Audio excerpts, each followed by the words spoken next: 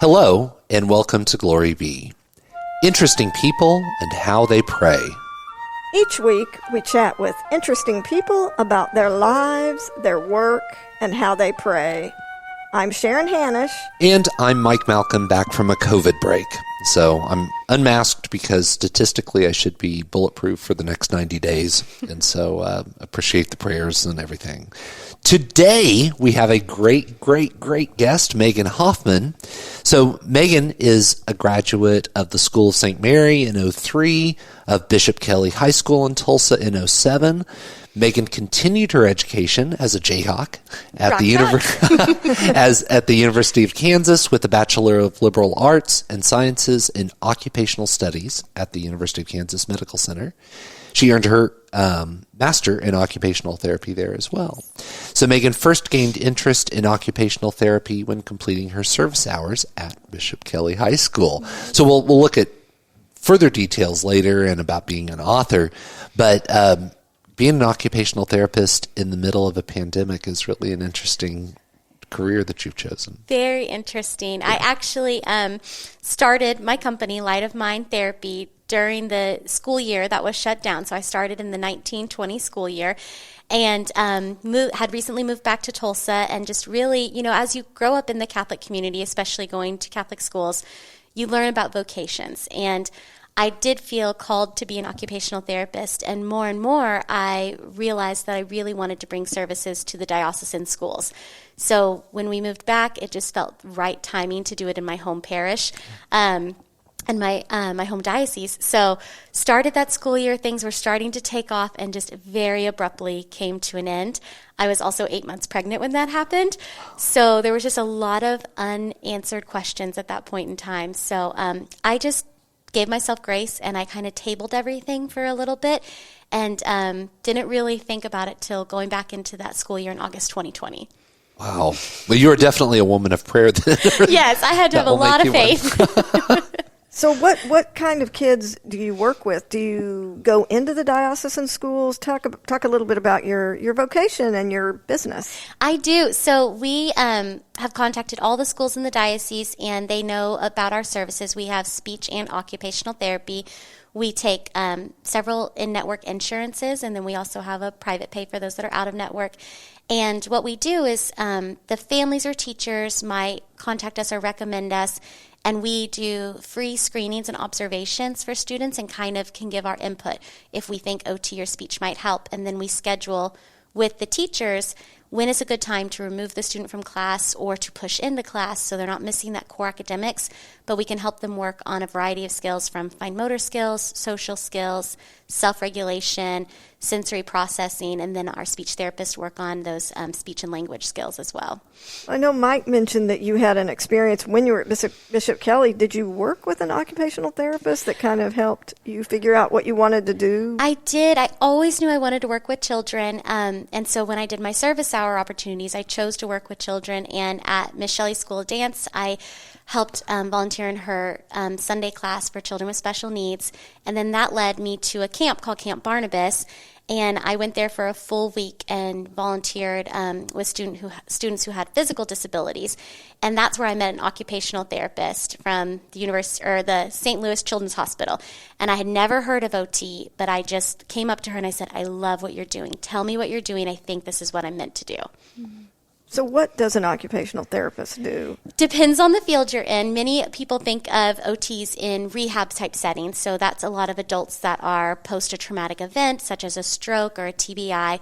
And I have worked in that setting in the past. But when you work with children, and actually anybody, occupations are something you do in your everyday life. So OTs help people be successful in what they need to do in every day. So for children, their occupation is school, play, sleep, eating, things like that. So we can address anything in that area that's going to help them become more independent. Wow, that's great. And go ahead. I was going to say, were you part of the team of OTs that helped work with St. Mary's Preschool? Yes, I do work with the St. Mary's Preschool. Well, yeah, but I mean, a couple of years ago, the previous director had actually embedded in the floor an obstacle course. Were you part of that? Yes, Carla Yeah. and I worked Yeah. with that. She consulted me about Yeah. it, and she made it all happen. And then I came in and taught the students and teachers how to use it. Yeah. So what was that? It's called a sensory pathway, and it's fun visuals. There's frogs, there's logs, there's ladybugs, and I showed her how to incorporate. It's called heavy work, and heavy work's very calming to the joints in your body. So when children are feeling anxious or frustrated, a teacher can say, go do an activity in the hall, and there's visuals to help them. So they might be doing wall push-ups, they might be doing frog jumps. So I showed Carla and the other teachers, and then I went through the preschool classrooms and taught them how to utilize it effectively, because you can definitely get silly with something like that, but there really is so much good that you can do to your body that then is going to help calm yourself so that you're in a place that you're ready to learn in the classroom. That's I didn't know. I'm gonna have to go take a look over. It's really beautiful. You should. Yeah. It's colorful. It's fun, and even old staff, like during summer after you guys laid it down, they loved it so much that they sealed it with wax. They I mean, did. it's under the floor forever now, and so we played on it. And it's in that preschool hallway, but the older students always are coming down from library and music, and you see them doing it. They'll be marching or tiptoeing or push on the wall. It's really great that the whole school can use it. That's really. I'm gonna. Yeah, maybe we could take some pictures and maybe Absolutely. put them on in our show notes. Yeah, I might have a video from it. I think you did post it, yes. So Okay. I'll put that in the show notes Wonderful. as well. So that's kind of fun. But now you have a child who will be do. taking part in the fruit of your labor. I there. cannot Yeah. wait for him to be here next year. It's going to be great. Pretty cool. Well, diving back into being an OT, Yes. Part of your bio, some of the stuff that you sent me, which I appreciate, says that OTs work in all kinds of different capacities, but working with families that are experiencing developmental delay, autism, ADHD, anxiety disorders. How does a parent know it's time to take my child to an occupational therapist? That's a great question. Many families might sense those things early on, and that's something that I still am trying to advocate for, because oftentimes they might hear, oh, they'll just grow out of it, or oh, that's just being a boy. And I want to encourage families, teachers, doctors, that early intervention truly is the best aspect of that. So if you in your gut are feeling, so my child is struggling with something, or I need more tools to help my child, seek out some sort of help. Talk to your teacher, talk to your doctor, and know that there's resources out there, because I think sometimes people think, oh, there are only 3. Is there anything they can do to work on this? And the answer is yes. Yes, we can. So That's great. So one of the main reasons, we asked you to come be a guest today is that you've just written a book. I think you might have a picture. I have a picture here, the wonderful cover. Yes, best. Go ahead. Yeah, Best school year yet. And it just came out. Came out on Tuesday, yes. Congratulations. Thank you Congratulations. so much. So tell us, how did this happen? And I love that they have their little masks on. It's very. They do. The illustrator did a great job depicting that. I wrote Best School Year Yet when I was having some anxious feelings about returning to work in August 2020. And I was worried about, will my students be safe? Will they be able to be successful? Am I going to bring home COVID to my son, my family? And I knew, this is light of mind therapy is what I wanted to do, is what I was called to do. And so just knowing is what I want to do and what I feel like I should be doing and what I worked hard to build. Is it even still possible? Is it still here? So all the schools were more than happy to have us back, and so I just kind of had to really rely on my faith, but then I had to use some coping skills, which is a big part of what I work on, and figure out how am I going to deal with the emotions I'm having and the worries I'm having about going back to work. So in OT and speech therapy, we often use social stories, which will help prepare students for everyday situations they might encounter and how to act and prepare for things that might come up. So oftentimes we do it for a child that's having a new baby coming into the family, or they're going on a trip and they're worried about the airplane and being safe. You can do it for anything they might encounter. So I decided to write Best School Year Yet as a social story from my children's perspective to help me deal with my feelings about going back to school. And didn't have the courage to publish it back then, but as we've continued and we realized that these ever-changing protocols and adaptations we're making in the classroom haven't gone away yet, I decided that I should share this with others, because I'm not the only one feeling like this. So what is the story about? We haven't It's sold out on Amazon. That And we could be can't get it. We'd love to buy a copy, but we can't even get it. Well, I do plan on donating a copy to all the schools that I work in their libraries. You can still order it, but it just might take a while to get here. It's the in-stock copy sold out on day one on Amazon, which was so exciting. It's also on Barnes & Noble's website as well. But now I'm forgetting the question. Oh, I said, tell us about the story. What is the story about? Okay. So it is about parents trying to talk to their child about different things they might encounter in their familiar, safe school environment. All of a sudden things might look a little different. And that might be, they might need to wear a mask sometimes. They might have to have social distance sometimes. There might be extra sanitizing or cleaning of their supplies. And then lastly, if they need to go to distance learning. So kind of those 4 things that might be happening, and it might not happen for a while, and all of a sudden it happens again. So the parents are communicating it to the child, and then the child shares their perspective of what they hear. When they think of mask, they might think of a superhero or dressing up, performing on a stage. When they hear of social distance, they're like, oh, I've got room to jump and grow and leap and play. Cleaning, they might think of water gun wars or bubble baths. And for distance learning, they might think of a snow day, something, so their first thought may not be a thought of fear or anxiety. Their first thought is so pure. And I really learned that coming back last year was that the students were so resilient. They did so well. And so I wanted to depict that and show parents and teachers, that if we, it's often unknowingly, but if we don't project these emotions onto our children, this is going to be their natural response, and to promote that and be able to have these conversations without making it scary for them.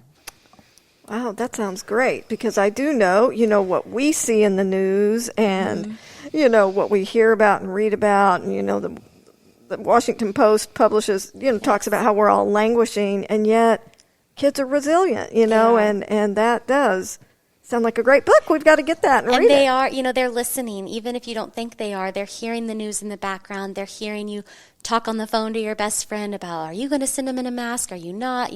They're listening to all of that, and they don't know how to process it. So, just reminding parents what your child's first reaction might be, and encouraging them that with children and how they regulate their emotions, a lot of it is based on how you interact with them as a parent. So we call that co-regulation. So I just really want to remind parents, if you use your coping skills, if you approach this in a calm, rational manner, it's going to help your child's mental health so much.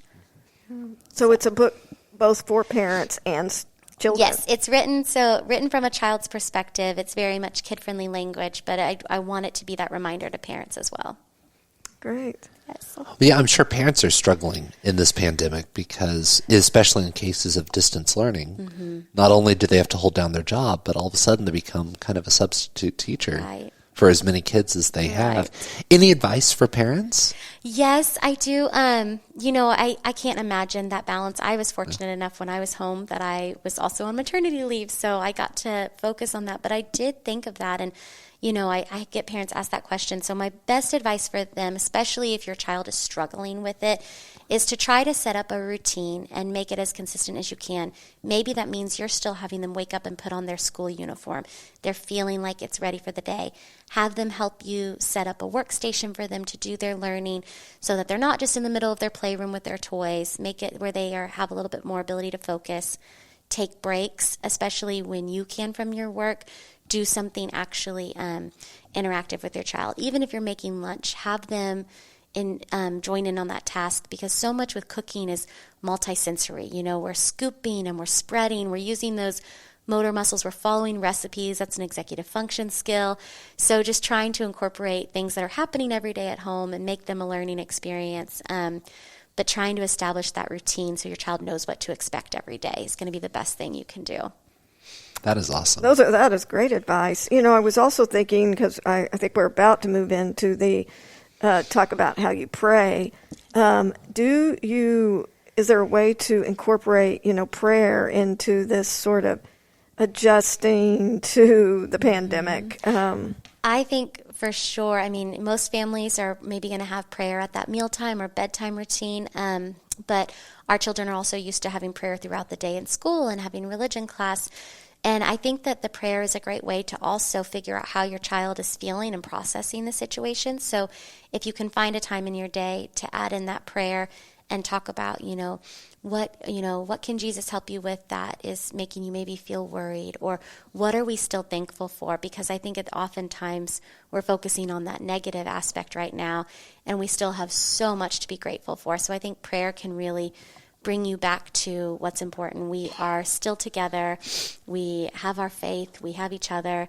We do have a great community that we're going to return back to. I don't think we're in the situation where things are going to shut down for months at a time anymore. So just knowing that we still have that to look ahead to. So I think that prayer is just really, we're not alone in this, and we still have so much to be grateful for. Wonderful. So you mentioned, and Mike has mentioned too, that you grew up here in Tulsa. You went to the school of St. Mary's, so you grew up Catholic? Yes. And so I know that's been a part of your life. You went to Bishop Kelly. KU, were you involved at all? I mean, it's got a very dynamic Catholic center. It does. And I was, in my college years, I attended the church on campus. I was a lector, so I read, and sometimes that meant I went and read at Mass, and then I went straight to a basketball game. Yes. It was a fun balance, but I definitely stayed connected with my faith at KU. Which wasn't always easy, because that's, a lot of young adults, that's the time that they are exploring and questioning things. But for me, being away from home, being in a big community, I chose a public university because I had been in a smaller community my whole life. And it was good for me to get out of that bubble, but that was something constant that I had that I could rely on when things were stressful and unknown and new experiences. It was good to have that to rely on. And then you got married, Yes. and you mentioned that your husband is not Catholic. Yes. So how does that work? Like, my dad was not Catholic either growing up. Does he support you in raising your child Catholic, and does he enjoy praying with you ever, or talk about that? Very much so. That was something really important to me, because I had relations previously, even with people who were Catholic, who maybe didn't share that as a value in their faith anymore. And so that was very much a forefront in our relationship before I even went on my first date with him. I expressed that, because at that point I knew that was something I really wanted moving forward. And he grew up Lutheran, so he does share faith, and we talked about what it would look like raising a family and going to church, and so he very much supports my Catholic faith. We baptized our son actually on his first birthday, because being born during the pandemic, it seemed like every time we were about to do it, something happened, and we were like, maybe we should still wait. So we did it on his first birthday, which was a really special experience too. So yes, and we plan, he's going to start here at St. Mary's next year. So it's been a beautiful balance, trying to figure out how we can both bring our faith into that. Well, yeah, Lutherans and Catholics are very, very close. There's not a whole lot of difference, and especially, getting married, you're finding a common vocabulary of prayer. Mm-hmm. And what did you guys find? I mean, how do you guys pray as a couple? So I would say we mainly pray as a family, you know, Okay. especially with our son. Yeah. That's what's more on my mind now. But my favorite place to pray is just in my son's room. Yeah. You know, I feel like that's the calmest part of our day, whether we've had ups and downs, whether I have prayers of thanksgiving or prayers of, concern and I need help with this, Lord. Like, I just have my most beautiful gift with me right there in my arms. Yeah. So we are able to just kind of share in that moment, and no matter what's going on in our life, like, God chose us to be parents. That's a big part of our vocation right now, and we just are always reminded how grateful we are to have a healthy, beautiful son too. Yeah. So that's where we share it most. Oh, that's great. That's great. Now, is your family still in Tulsa? Yes. I have, I think, 6 nieces and nephews currently enrolled here at St. Mary's, and then my son and almost 6-month-old are still here, and so I have 2 brothers, and my mom and dad are both still here, and my grandparents, you guys probably know my grandmother, Margaret Dyer, is always up Oh, here. I didn't know that. Yes, for our listeners, Margaret She's a Dyer. pillar of the church. She's a pillar of St. Mary's, Yes. So it's been really wonderful. I lived in Kansas City for about 12 years, so it's been really wonderful being back. This is our 3rd year back. When you said that, it just kind of speaks to me of the importance of the example of faith and how that, because Margaret, has got to have been an example of great faith your whole life. I had a grandfather who was the same, that really did influence me in how I lived my own life. And here you are, you have this business, but you want to be doing that within the Catholic community. I just think that's great. Thank you. So one other question that we always ask all our guests is, has there ever been you mentioned that you did continue to go to church when you were in college, but has there ever been a time in your life that you found it difficult to pray? I did. It was a little bit later in life, still young adulthood, but my dad's mother was also a very strong woman of faith and a great example in my life. And when I was in grad school, she got cancer, and it was incurable, but she was able to live for several more years after that. And during the time that she had cancer, I feel like I grew a lot in my faith, and it was for lots of different reasons. Obviously, I wanted her to not be in pain, and I wanted her to be here as long as possible with us, but also just praying for her soul, and when that day came, strength for our family. And so after she passed is when I actually struggled, and I wasn't mad at God. I wasn't frustrated. It almost just seemed like my reason for going was gone. I no longer needed him to be with her here on earth. She was with him in heaven, and I don't know if I just was exhausted or what, but I lost my way a little bit there for a while, and I battled myself, because I was like, I'm not angry. I don't blame God for taking her away. I know that she's in a better place, but I just struggled to return after that to find my purpose. Yeah, I think that is very common. The death of a loved one, even Lamentations in the Bible. Like that we're all just. Yeah, like you described, lamenting, not sure where to go, not sure where God is in all of that, So was there something specific that brought you back, or? Yes, and kind of to piggyback on college and just people I met in my life, having some people that I wanted to share in my faith with me, and they just weren't there yet, even if they grew up Catholic. And so starting to realize that I was getting frustrated with that, but then realizing that I didn't need other people to be my reason to go to church. I didn't need that. I needed to do it for myself and my relationship with God. And so that was kind of my big wake-up call a few months later. It was like even though I felt like I didn't need to go and pray for her every Sunday or every night, knowing that there was so much more, and, not only my needs, but also what I'm grateful for, and just that it was up to me to maintain that relationship and make the effort. Awesome. Well, last question. We ask everybody who's on, if you could invite the whole world to join you in praying for a single intention, what would that be? I would have a prayer for mothers, but also for women who are wanting to be mothers. That has just been very present in my life. I have so many friends that are in that stage of life, and just recognizing that journey is so different for everyone right now, whether they are having fertility issues, whether they're getting pregnant and it's not lasting. It's just so present in my life right now, and having the opportunity to be a mother, I realize just how great a gift that is and how strong those emotions are. And, women that are battling any aspect of that, or women that did have a child and they're struggling with postpartum. There's just such a gamut that comes with motherhood. And so that's very present in my life, and a big part of my prayer intentions right now. Well, that's great. Well, let's pray. Would you lead us in a Glory Be? I would. In the name of the Father, the Son, and the Holy Spirit. Amen.